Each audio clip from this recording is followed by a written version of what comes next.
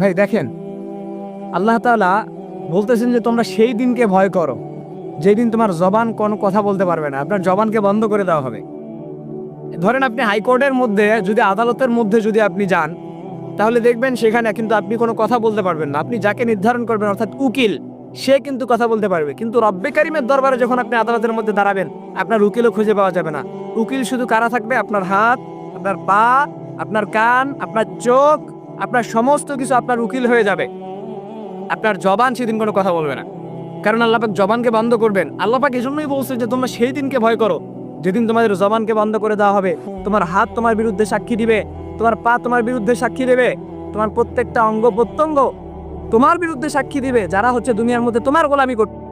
দেখেন, হাতকে আমি যেভাবে ইউজ করতে চাচ্ছি সেভাবে ইউজ করতেছি, পাকে যেভাবে ইউজ করতে চাচ্ছি সেভাবে ইউজ করতেছি, আমার চোখ, কান, নাক, গলা যা কিছু আছে সমস্ত কিছুকে কিন্তু আমি আমার মতো করে ইউজ করতে পারতেছি।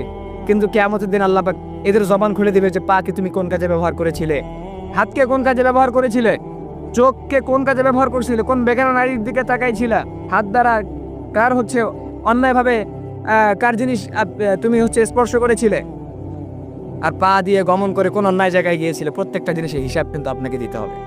এজন্য ভাই অনুরোধ করে বলে, আপনাকে ওসিয়ত করার মতো আমার ন্যূনতম যোগ্যতা নাই, আমি আপনাকে অনুরোধ করে বলতেছি, আপনার এখনো সময় আছে, আপনি রব্বে কারিমের দিকে ফেরেন।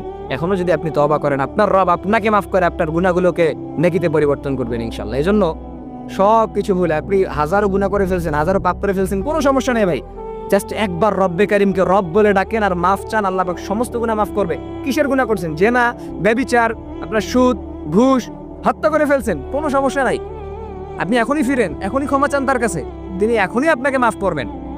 তো এই জন্য সব কিছু বাদ দিয়ে রব্বে কারিমের কাছে ফিরেন, তার কাছে ক্ষমা চান, তওবা করেন, ইনশাআল্লাহ আল্লাহ আপনার গুনাহগুলোকে মাফ করবে, আপনাকে মাসুম হিসেবে তিনি ঘোষণা করবেন সমস্ত কুল কায়নাতের কাছে ইনশাআল্লাহুল আজিজ।